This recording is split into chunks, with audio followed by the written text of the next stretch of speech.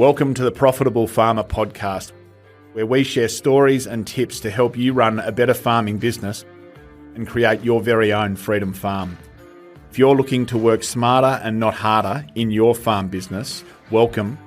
You're in the right place.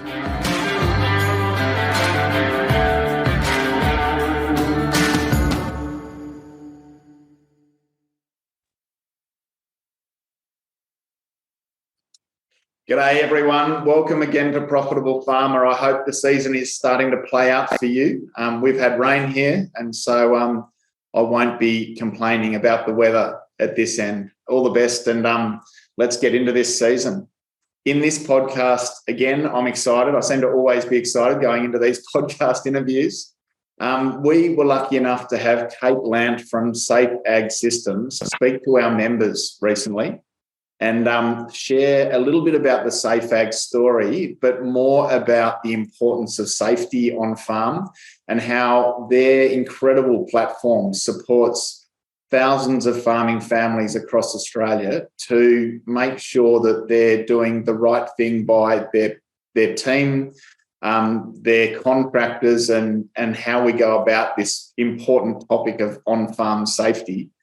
Let's touch on that a little bit, Kate, but what I'm most interested to do is to hear a heap about the backstory to SafeAg. It is such an interesting story, a family business in its own right. I think started about 6 years ago. Now a team of over 25 offering an incredible service to farmers and farming families around the world. Katy, great to have you with us. Thank you for your time. Thanks, Jeremy. I'm excited to have a chat with you. And that was an awesome intro. I hope that intro did you and SafeAg justice in some small way. It was perfect. Nice to be here. Yeah, absolutely. And Katy, it is an amazing story. I mean, I think what I love doing in this podcast series is sharing great Aussie entrepreneur stories in agriculture, and SafeAg Systems, it is one of them. Would you mind just sort of speaking to your background first, and then what inspired this idea and how SafeAg came to be? I understand your parents are entrepreneurs and very much part of this project and its inception. What is the SafeAg backstory? Yes, they are. You talk about it very glamorously. I think once you've been in the thick of it for a while, the shine is dulling, but the mission is still there, and it's super exciting to be able to get this far within a business. When it did start, I mentioned my mum was a serial entrepreneur. She's from Yorke Peninsula in South Australia. Farmer's wife, she'd hate me saying that. Never wanted to take a job, always wanted to build a business, and started a training provider for agriculture. During that time, she really saw the need for educating farmers on safety and compliance. Lots of tools out there already that could support them, but nothing fit for purpose. I think when you look at another solution, it's for someone who works in like a large mining company or in a bank, ANZ Bank, and they don't take into consideration that the person doing the high-risk task is the same person that's doing all of the jobs on the farm. So Dad could walk out of the back door and he's working in heights, working with chemicals and heavy machinery all within the hour. And to have a solution from other industries would just pile a massive amount of paperwork on top of him. So she took an approach of how do we integrate safety into the productivity side or the everyday tasks of the farmer, and scribbled it out on paper.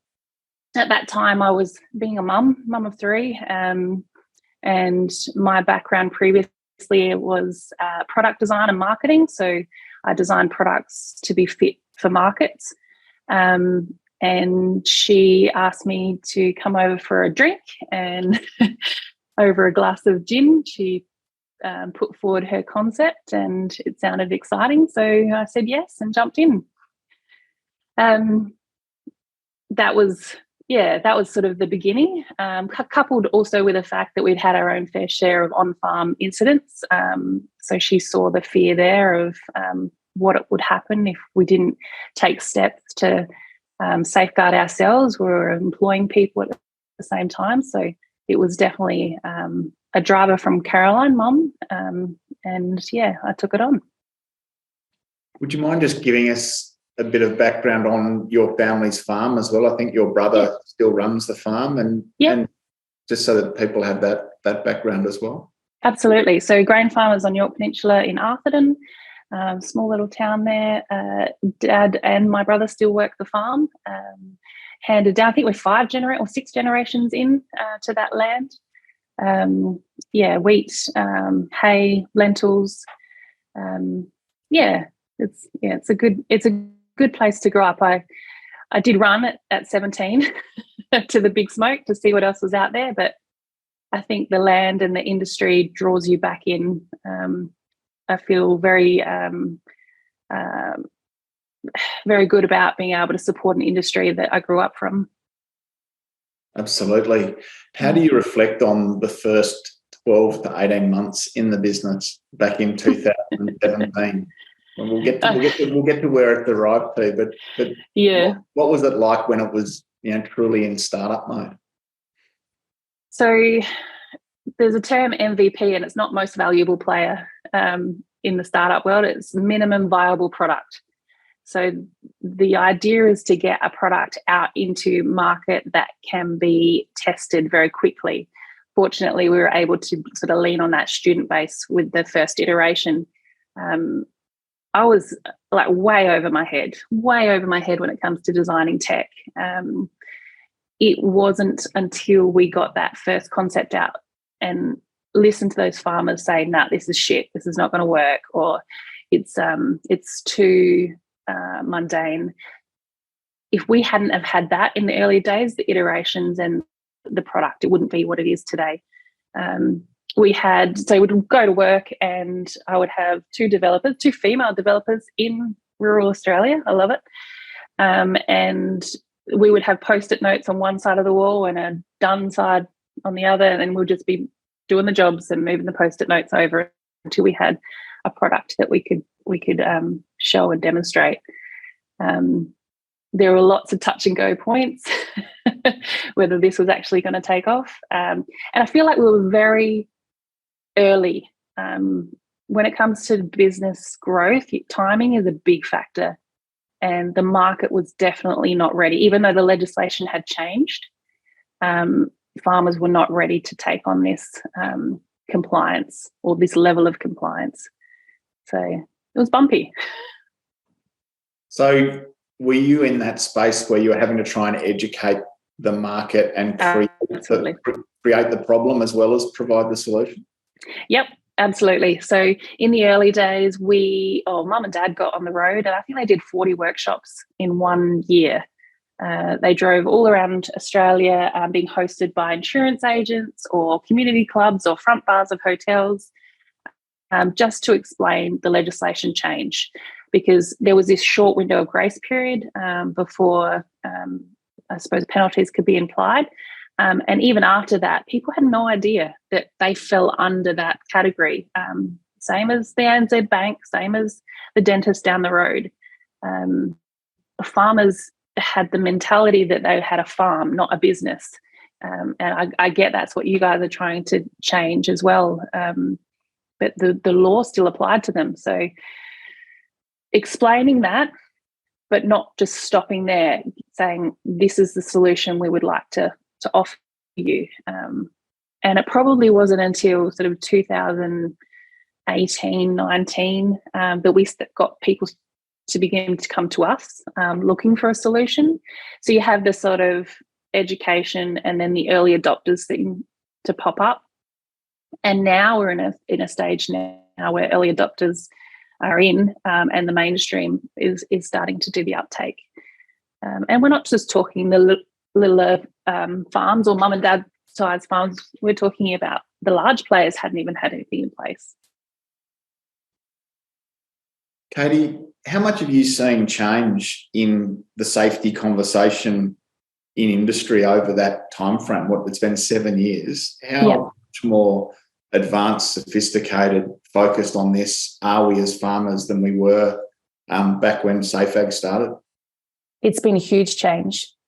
So it's kind of following the same trend, which I think is the mission from the Farm Owners Academy. It's taking that, I suppose, professional approach from farm to business.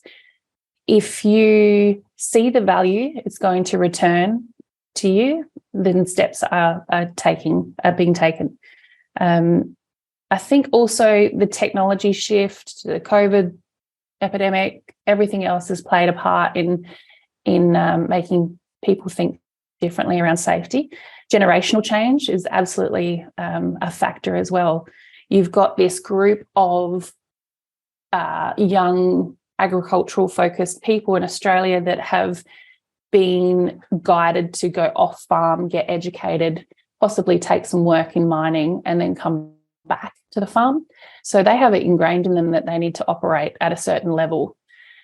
They want to obviously bring something into the business as well. I don't know, everyone has those succession plan sort of push and shove, but the younger people can bring in what they've learnt as a value add to that family business. So you see the shift in safety come from, I think, a younger generation. And also another big factor that plays into that is the females within the business as well. I feel like we have a little bit more, or whether it's genetic disposition to fear and operating safely. So when we first approached and did that road tour, we noticed that the females saw it something that they can contribute, and not only to tell their partners or their sons or their employees what to do, it was almost be able to identify what risks are around the farm and take action without needing approval or money to do so. They could make that good influence. Katy, you mentioned minimum viable product. How many iterations, improvements, refinements have you put out to the market since you started way back when?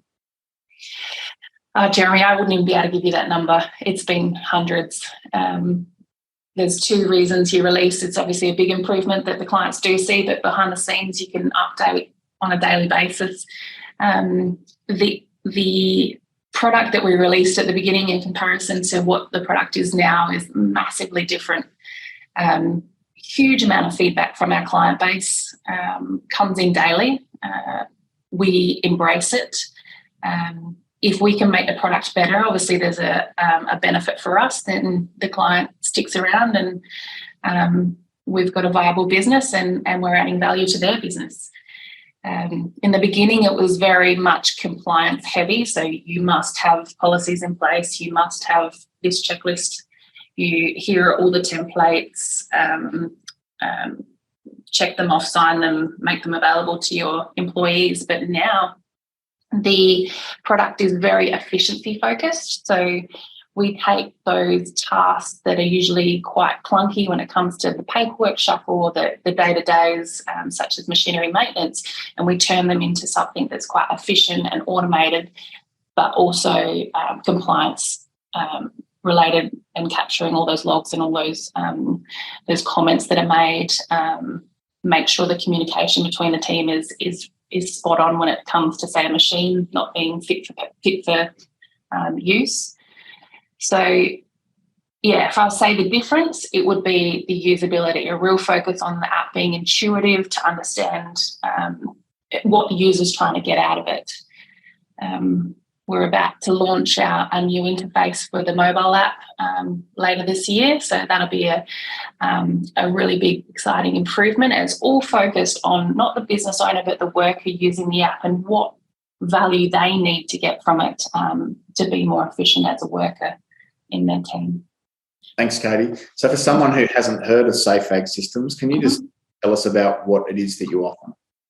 Yeah, so SafeAg Systems is a software as a service company, and we offer a desktop platform and a mobile app.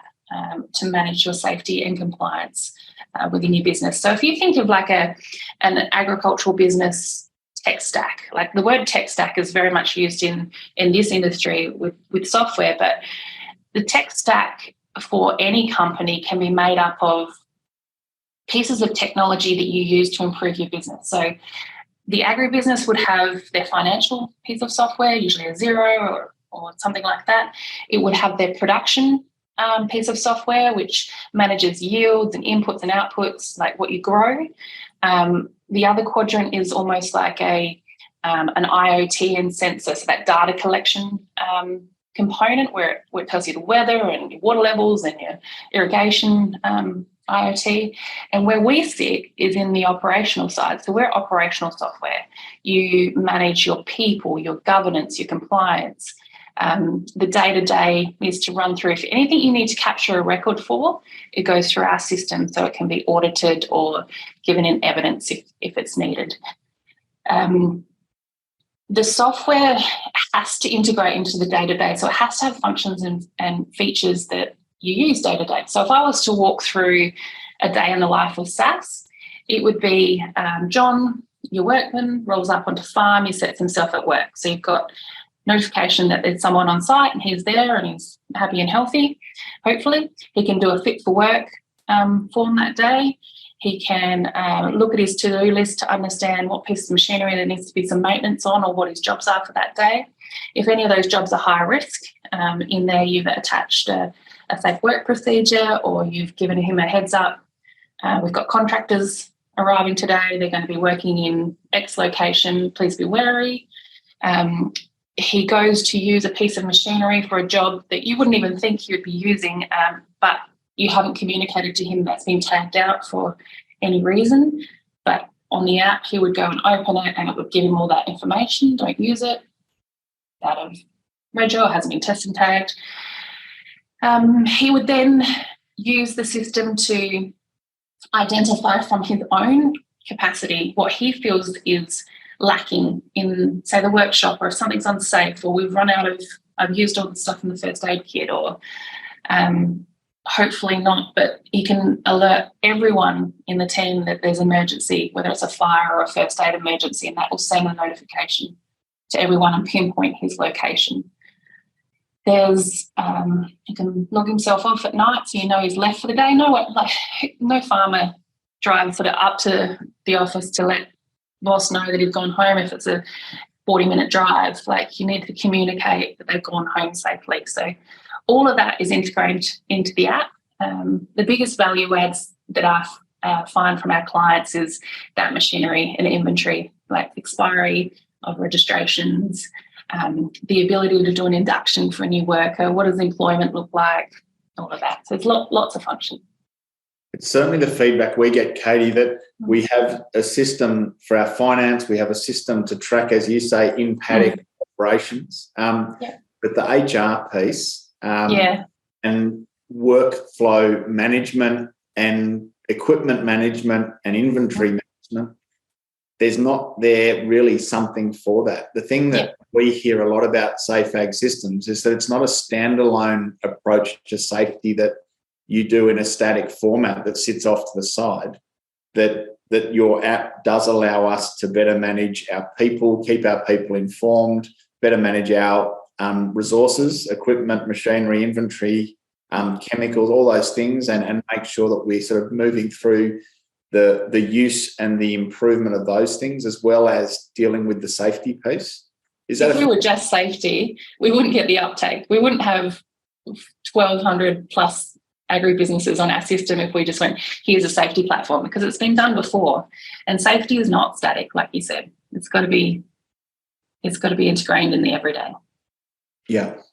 So if I'm an employee on a farm, I've got the app on my phone. Is it possible for all of the communication between team members, family, non-family, to happen within the SafeAg app, in addition to some of those benefits that you mentioned?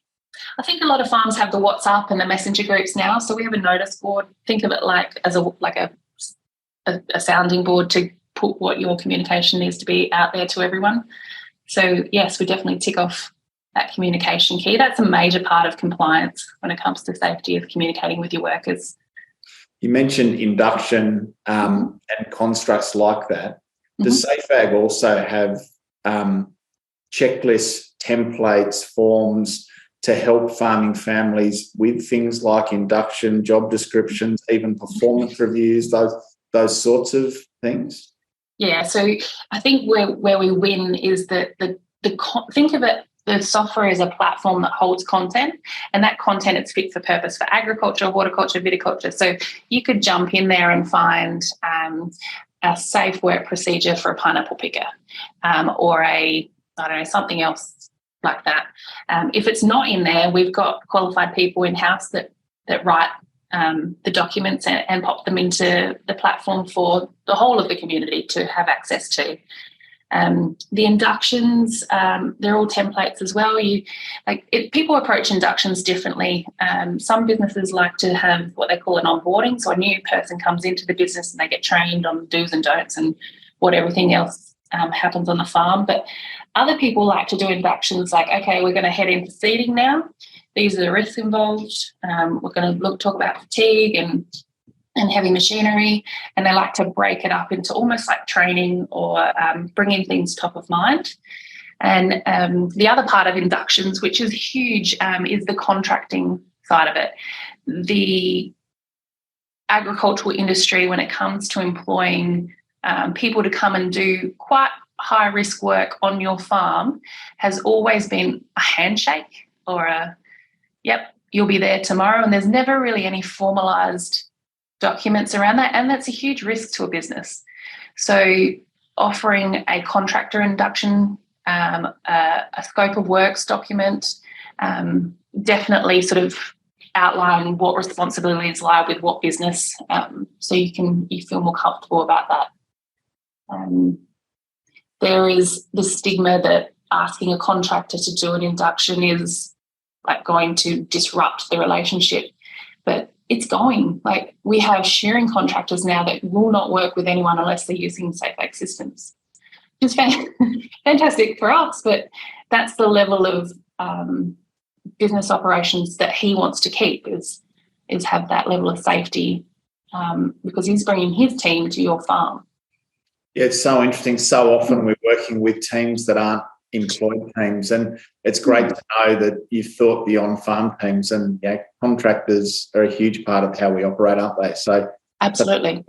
And you think about construction sites and building sites, they're so strong on this. It's normal practice. Yeah. There's no doubt that this will become normal practice for farmers. Yeah, the trick is not to make it over the top or over complicated. Just keep it practical. Keep it, works with your business, not a layer on top. So is SafeAg set up for all ag industries, or does it have a focus? No, we're across, I think we've got 22 different commodities and counting now. So everything from aquaculture to, across all the citrus and, everything you can think of. That said, in addition to that, we've got the shearers and the transport companies that deliver. We've got even sort of into turf companies, growing lawns. It's kind of fit for purpose for someone that uses heavy machinery that's high risk, that doesn't sort of have walls to the business, and is looking for that content that's written around the things that they have within their business. So we definitely fit a large scope, but always had people push me, and this is a business decision, push me into offering it to other industries. It's not just the product that makes a good company, it is the people and the marketing and everything else that goes along with it. So if I was to do that, it would sort of widen our scope too much and run this team too thin.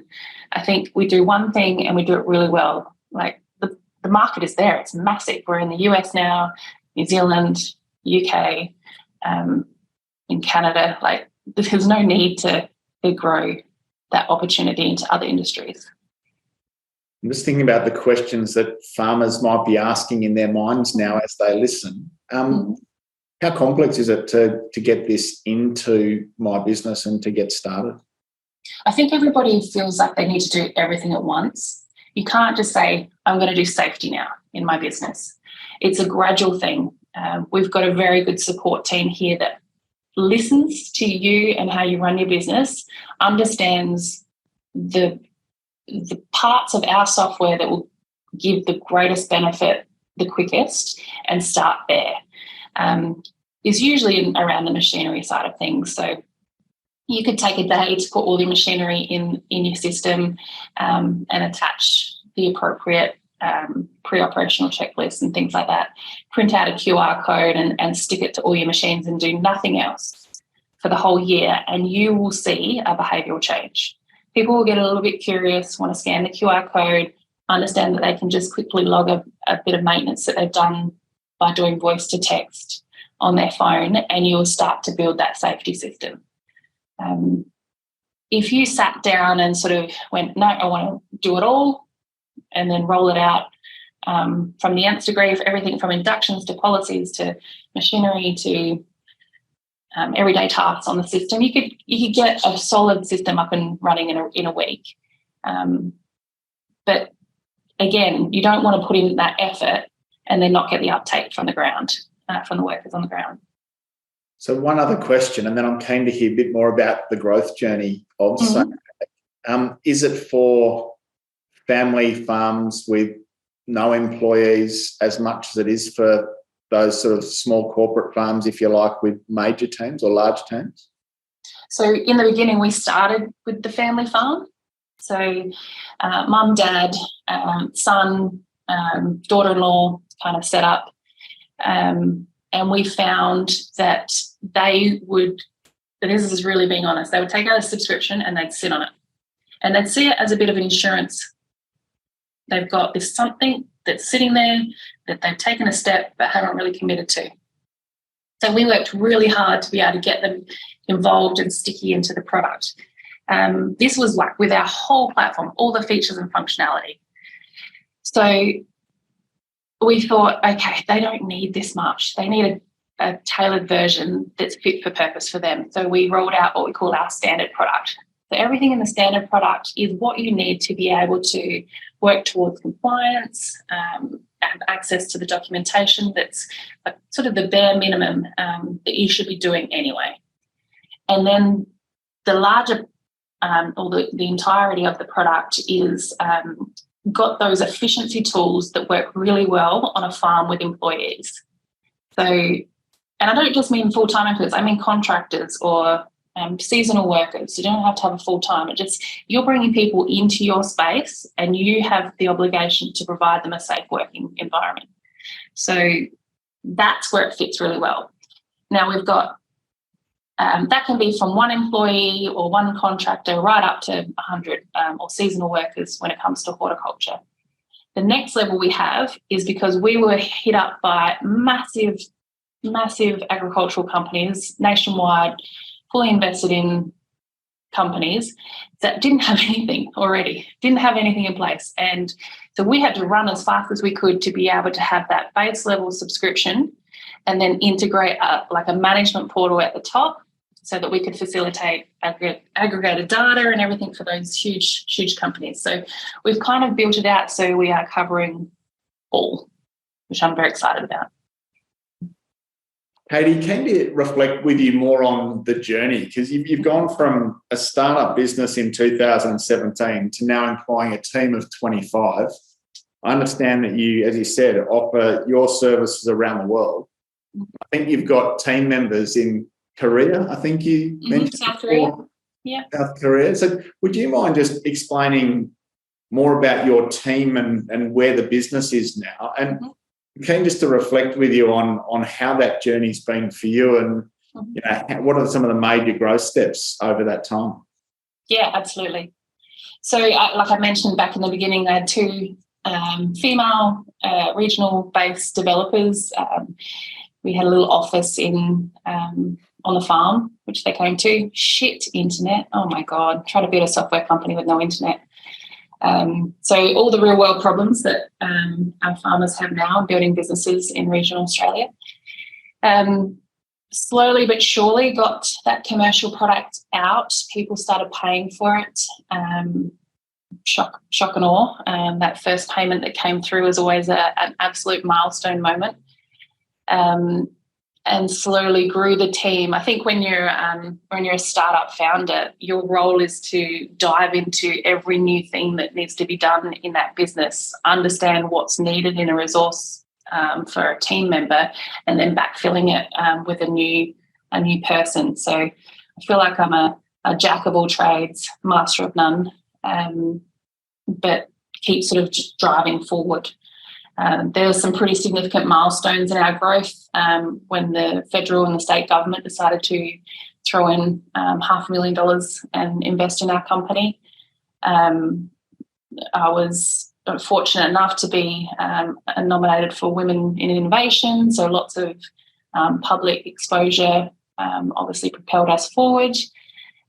We started with partnerships with insurance agencies, just sort of illustrating to them that our product would help them mitigate risk. So they pushed us out to their client base. That was a really great moment in time. But yeah, slowly began to grow the team. I think in year, what would have been 3 or 4, obviously COVID hit. For us, fortunately, that was a boost. The idea of talking to a farmer in a sales capacity over Zoom was unheard of before COVID. You'd have to be across the kitchen table, but that was a good leg up for us. It was definitely another growth point. The idea of launching into other countries is super daunting, but it tends to happen a little bit organically because you have the same businesses over there with the same problems, like the safety and injury incident numbers in the UK and the US are just as bad, if not worse, than what we have here in Australia. So they're looking. So that gives you another growth sort of moment. We were, and you're always sort of on like a very lean team. So everyone's working at huge capacity. At that point, my husband was not working in the business. We've got 3 children, and I think I turned to him one night and said, I need help. He's got a lot of operational skills, so he came in and gave me that, I suppose, space to think blue sky and grow the company again. That's when I sort of took a recon trip to the US to see how our product would play out over there, and got validation that we are viable in that country as well. Doesn't come without its down moments. It's growing a business is a roller coaster, and I think farmers know it well when it comes to the weather, drought, and good seasons and bad seasons. You'll get a call from a partner that says they've got a contract that's going to provide like a massive opportunity for your business, and then the next day the servers will go down or someone will leave the company or something, and you have to, in that moment, just be very sort of focused on what the end goal is, to try and, I suppose, safeguard your mind from getting so deflated. I definitely have hit burnout during this process. On the up now. It's a hard thing to navigate, but I think it's really prevalent in not only startups but in the agricultural community. We're always sitting at that stress level that's super straining on the body. So you've got to take the highs and lows and just put them into perspective rather than sometimes ride them. But now we're in a position where we are profitable, like we're on break-even profitable.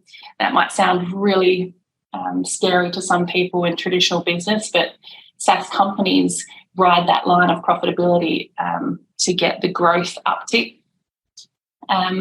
We're ready to raise our first capital, so go out to the market and see if someone wants to invest in the company.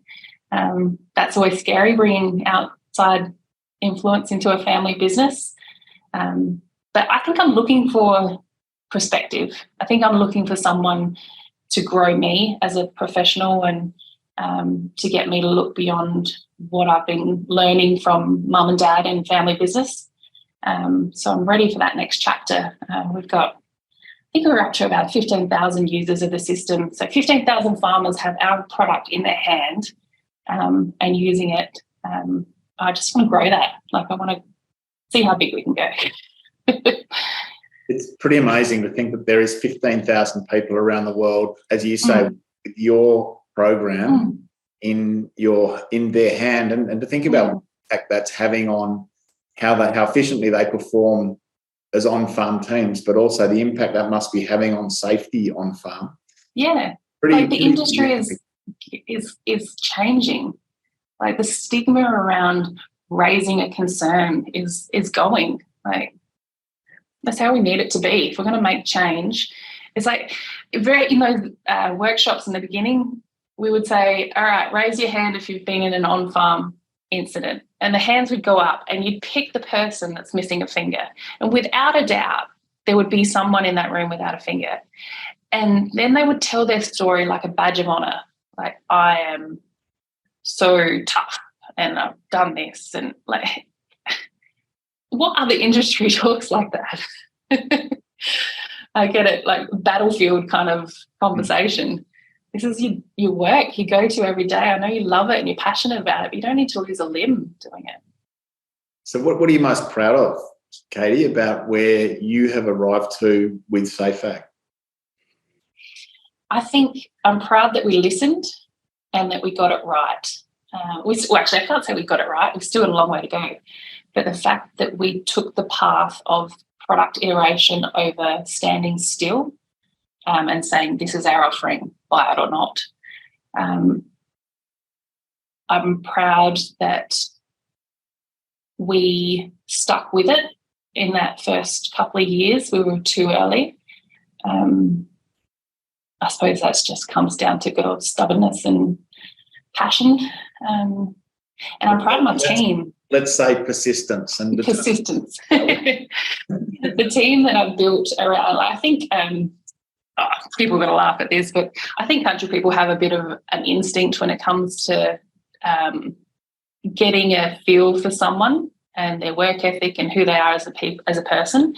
I think I've sort of tapped into that and built this amazing team that we have a term here called have got gas. So everyone goes, what? Why does my team have gas? It means they give a shit about what they do.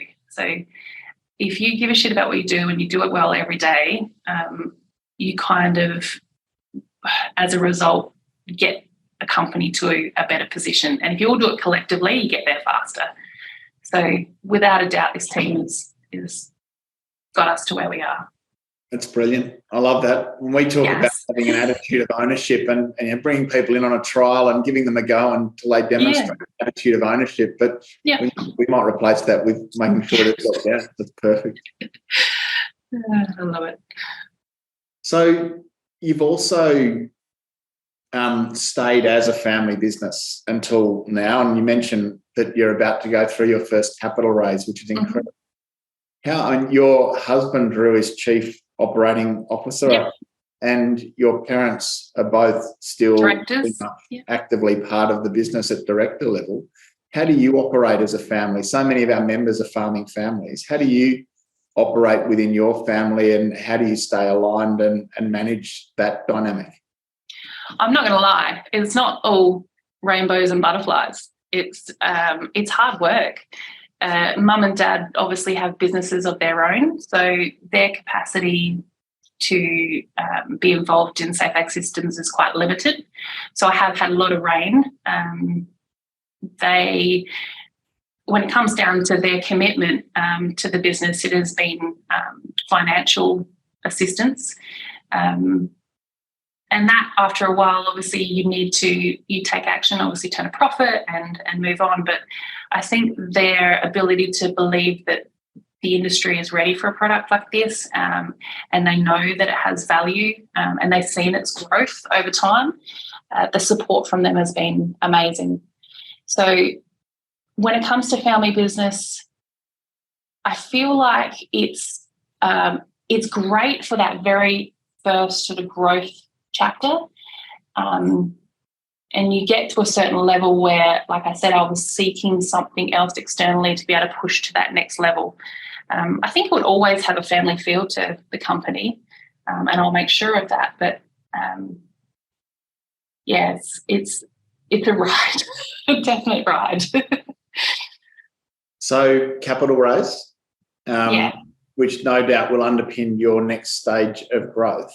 Yes. We talk about having big, hairy, audacious goals. You've probably heard that reference. Love a good BHAG.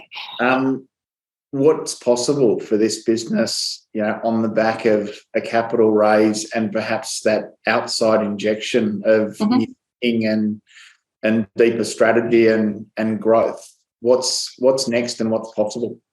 Absolutely. So if any of our clients are listening, they would know that they put forward a suggestion or an improvement, and they know that it takes a while to get action on that. It's not because we're sort of sitting on our hands, it's because the team is small. 25 sounds like a lot, but I'm not sure people understand what developing a piece of software entails. I like to explain it to my kids. So if you were to say to someone, make a peanut butter sandwich or a banana sandwich, and they would take the bread out and they'd butter the bread and they'd cut the banana and they'd put it on the bread and eat the sandwich. But as a developer, you need to tell that person to move 3 meters to the pantry, take the right hand out, take the bread loaf out of the cupboard, undo the top, put your hand in, take one piece of bread out, lay it on the counter, and you say, cut the banana, and they cut it up with the skin on. But you've got to have every little step spoken for. So essentially, we need to iterate on the product at a faster rate. So the cap raise needs to grow the team to do that. I mentioned there's like a very HR component to the software. We get time and time again asking for a timesheeting feature and functionality, so we can push for that new addition. Not to mention the customer service side of things. Yeah, lots of growth in servicing our client base as well. It's the next chapter is to get to more people and grow the product to be the most amazing it can be. Katy, out of interest, how do you focus locally and globally at the same time? Obviously, your primary market is Australia, and no doubt you'll want to see the business have more of an impact here. Manage that distinction between focusing on core business and also focusing on sort of new markets. I've always been told something has to be done a certain way, and if you tell me that, I'll try and do it differently. I think that's, again, persistence, as you call it, not stubbornness. People suggested to me that a software company can't be globally focused if you don't have footprint in that region. From my marketing background, I decided to challenge that by putting out a digital campaign for what I called the early adopters earlier, some people that are looking for a system. We're not opposed to just jumping online now and looking for something. So we get our global interests through digital, and then we call them, and just like we call our Australian clients, and help them through the process and get set up. So it's I don't think the US is at our level now when it comes to safety awareness, because they don't have that compliance big stick from the government bodies, but they are slowly coming in. The UK is much more savvy and looking for a solution. We tend to sort of use Australia as our practice space and then push it out into other regions, and if it sticks, fantastic. I like to employ everybody here. I know I spoke about South Korea, but our South Korean team is actually a mechanic off the Holden line who decided to take a pivot into software development, and his wife looking for a new place to live. And so I think creating jobs here in Australia is a big thing for me, and I think we can service the globe from here. Brilliant. And so how do you distinguish yourself, or what sets SafeAg Systems apart as an employer? How do you go about finding and retaining talent and keeping culture as you want it as a business? I think that's something I've had exposure to throughout all of my upbringing with Mum's business in the farm. It's how you treat people. If you create a culture that people are thriving in, they've got to be challenged. I think some people think of too much workload as a bad thing. I'm not saying that you pile them up with the mundane tasks. You've got to present them with a problem that they can solve. Like startup worlds are very fast-paced. You give them rope to put ideas forward, fail quickly, and pull back. I think that's something the farming community could probably learn from a lot too. There's a lot of talk about value adding within agricultural businesses. It doesn't necessarily need to be something that's super thought out and super planned. You could try something on a smaller scale, and that's what we call the MVP, whether it's you do your own packaging or sell in a different spot. Like everything can be tried and failed without sort of it bringing down the rest of the company. I always let everyone have their moment to bring an idea or challenge me. I love to be challenged. Tell me that you think the idea is shit. I'll listen. I think if you've got the team and they rally and they give a shit about what they do, you'll retain and you'll also grow. You attract more people without a doubt.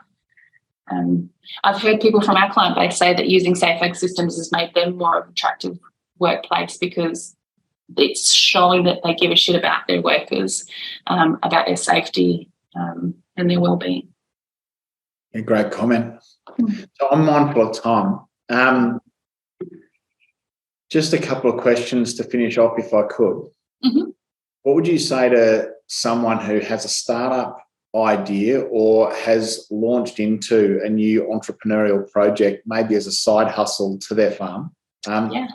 What advice would you have to them in their early stages of getting an idea and making it commercial? Absolutely.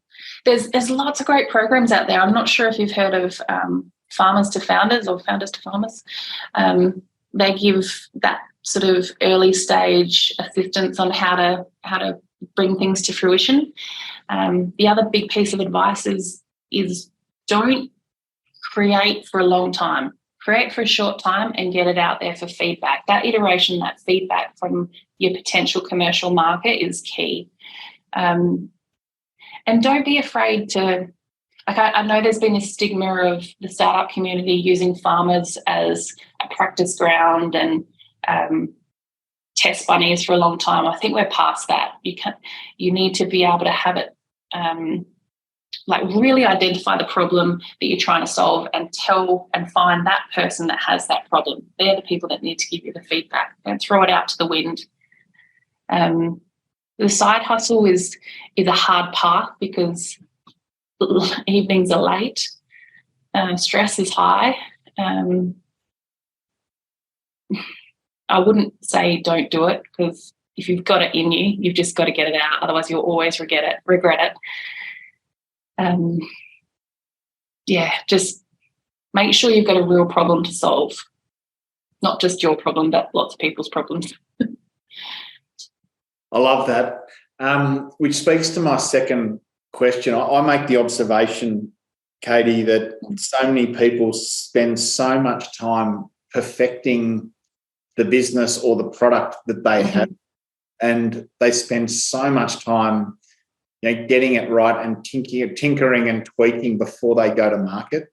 Mm-hmm. I love that book, and you may have read it. It sounds like you might have, the Lean Startup. So for those of you that are doing an entrepreneurial side hustle and trying to get something going as a complementary revenue stream to your farm business, the Lean Startup's a great book. It talks about, as Katy has, creating a minimum viable product, getting to market quickly, and then getting feedback, adapting, and then launching again. And I think SafeAg Systems is such a great example of that.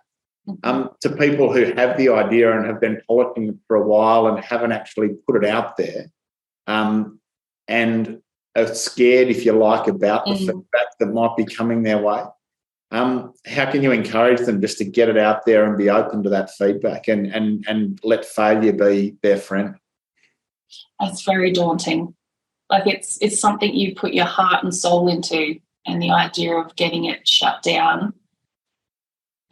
But that feedback, while it might, like if the product wasn't fit for purpose and you do get it out there, in that feedback loop, you might get such a piece of gold information, which means you pivot slightly, or you've realised your market's not the market you thought it would be. It would have to be sort of translated into a different industry. But if you sit on it, you'll never know. So you need to get it out there and don't pour your money into it.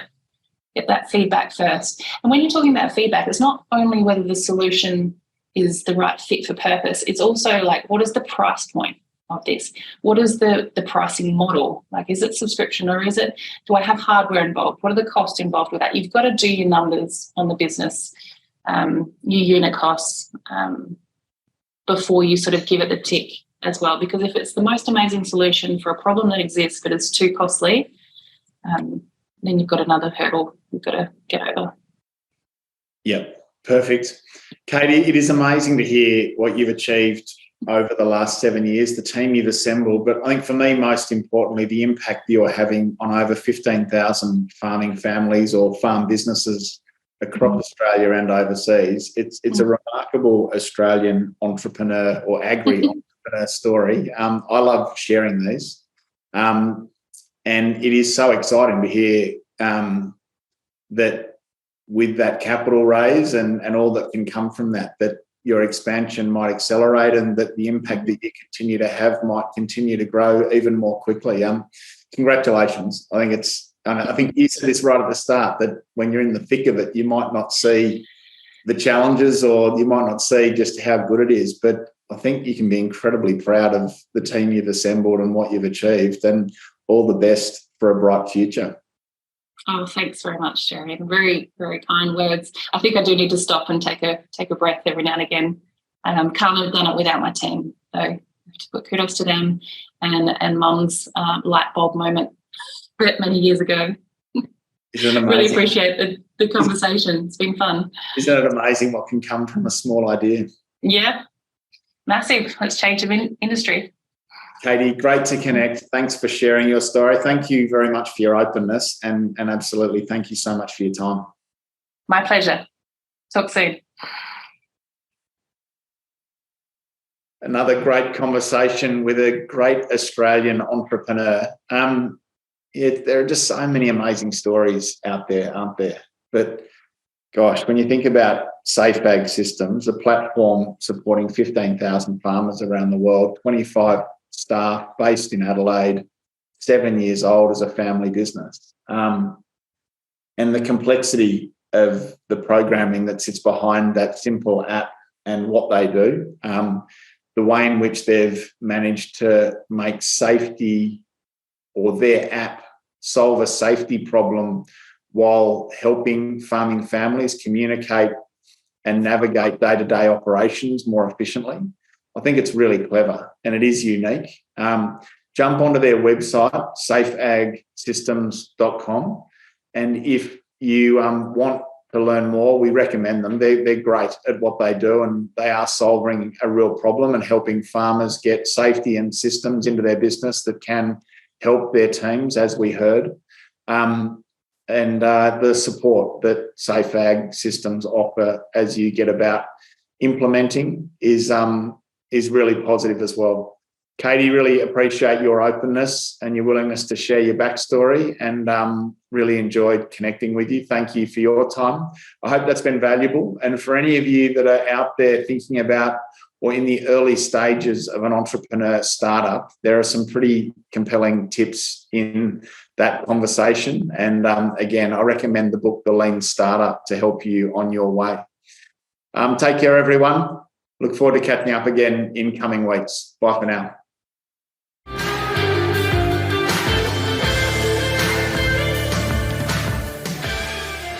Thanks for listening to another episode of the Profitable Farmer podcast by Farm Owners Academy. If you're new to this show, be sure to follow us. If you've been a long-time listener, let your friends know about us or come continue the conversation in the Profitable Farmer Facebook group. All the best as you grow your business and create your freedom farm. Until next time, keep being incredible.